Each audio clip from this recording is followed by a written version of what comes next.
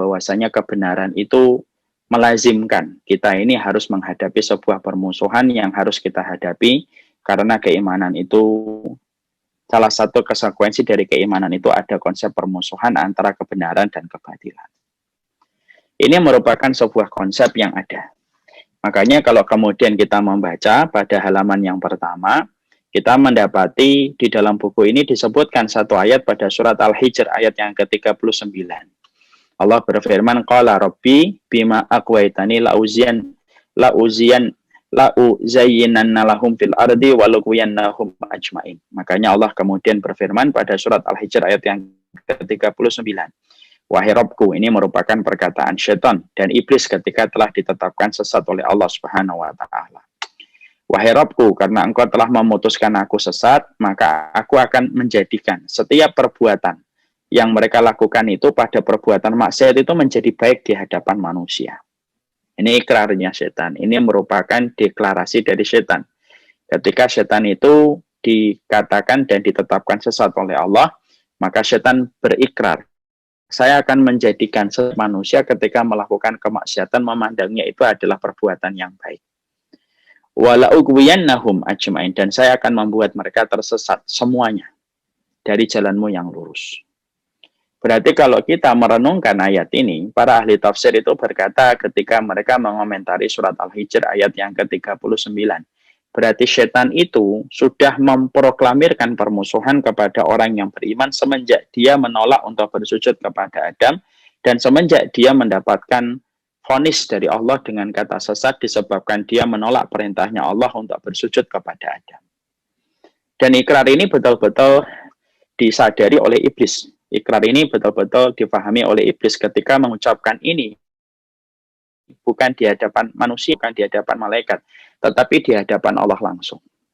Berarti kita di sini akhirnya paham. Berarti Masya Allah ya. Berarti di dalam jalan keimanan, sadar atau tidak sadar, suka atau tidak suka, kita sudah mendapatkan konsep permusuhan yang ada pada jalan keimanan, bahwasanya keimanan itu tidak lepas dari konsep permusuhan terhadap setan yang sudah mendeklarasikan dirinya semenjak dia menolak untuk bersujud kepada Adam untuk memusuhi manusia dan untuk menyesatkan manusia di jalan Allah yang lurus.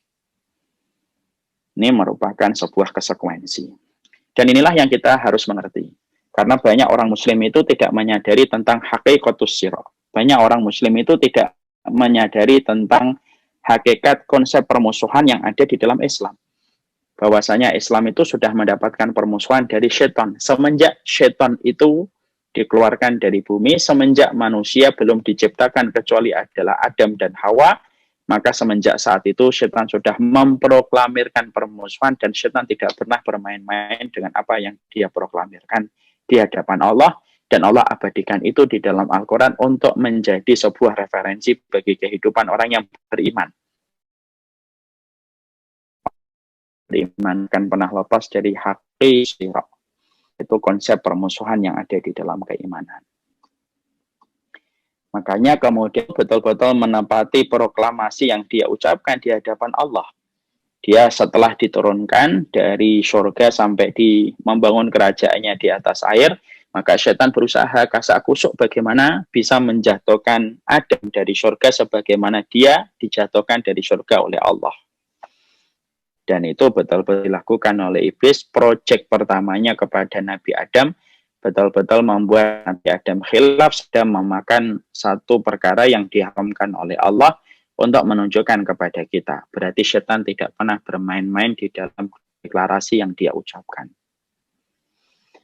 Maka yang akhirnya disampaikan oleh Rasulullah SAW di dalam hadis riwayat Muslim. Siyahul maulud hina yaqa'u naz'atum minasyaitan. Makanya sampai kemudian Rasulullah, ketika Rasulullah itu mengabarkan kepada kita, manusia itu kan kalau baru lahir ketika bayi menangis. Dan Rasulullah SAW sesungguhnya menceritakan kepada kita bahwasanya tangisan bayi itu merupakan jeritan bayi ketika dilahirkan itu karena ditusuk oleh setan. Karena betul-betul setan itu tidak suka dengan manusia. Makanya bayi ketika dia lahir di rahim ibunya, dilahirkan, sempat dia putus dari ketersambungan rezeki dari tali pusar dia kepada ari-ari dia, sampai akhirnya dia dilahirkan. Dia ditusuk oleh setan, makanya akhirnya bayi itu menangis. Dan cerita bayi itu menunjukkan bahwasanya semenjak dia lahir, disitulah hakikat sohan antara manusia yang baru lahir dengan setan itu sudah dimulai. Dan itu terus ada sampai nanti ketika dia manusia itu meninggal dunia. Maka inilah yang menunjukkan kepada kita, inilah diantara hakikat kita di dalam keimanan. Makanya sampai kita menjumpai, kalau kita renungkan dan kita tadaburi, kalau kita tadaburi hakikat la ilaha illallah, hakikat tauhid itu tidak akan sempurna sampai memiliki dua rukun, dua pokok. Pertama nafyun, pertama ibad, yang kedua nafyun. Pertama itu menetapkan bahwasanya tidak ada ilah yang berhak disembah kecuali adalah Allah. Yang kedua, mengingkari semua peribad yang datang selain Allah. Berarti kita juga paham, sampai hakikat kita bersyahadat pun ada hakikat memusuhi semua peribadatan yang batil yang datang selain dari Allah Subhanahu wa taala, barulah benar hakikat persaksian kita kepada Allah Subhanahu wa taala. Nah, inilah yang menjadikan kita memahami bahwasanya permusuhan itu memang selalu ada. Dan Allah kemudian sudah menggariskan itu ketika Allah menyampaikan surat Al-Hijr ayat yang ke-39. Ketika Allah menyampaikan surat Al-Hijr 30, itu bukan berarti Allah itu menakut-nakuti kita. Ketika setan itu sudah mengikrarkan diri untuk mewakafkan dia untuk menyesatkan manusia. Itu mewakafkan dirinya untuk masuk neraka. Itu setan. Makanya kalau ada manusia mewakafkan dirinya untuk surga, berarti kalah sama setan. Setan itu sudah tahu kalau akhir dari sepak terjangnya nanti di neraka. Dan dia konsekuensi itu. Mewakafkan dirinya untuk jalan ke neraka dengan menyesatkannya.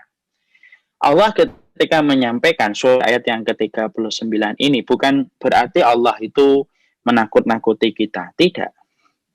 Tetapi Allah ketika menyampaikan bagaimana deklarasi dan bagaimana persaksian setan ketika akan nahum ajmain, akan menyesatkan manusia semuanya, supaya memberikan kepada manusia itu adalah sebuah rahmatnya. Allah itu saking sayangnya kepada kita, Allah kasih tahu, ini loh musuhmu yang kamu hadapi dalam kehidupan di dunia.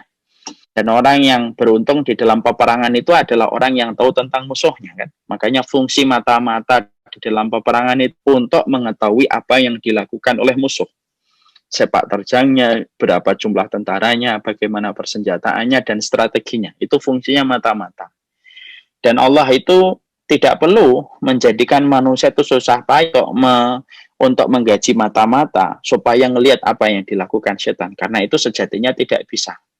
Tapi karena Allah rahmat kepada orang yang beriman, Allah terangkan bagaimana strateginya setan, bagaimana makarnya setan.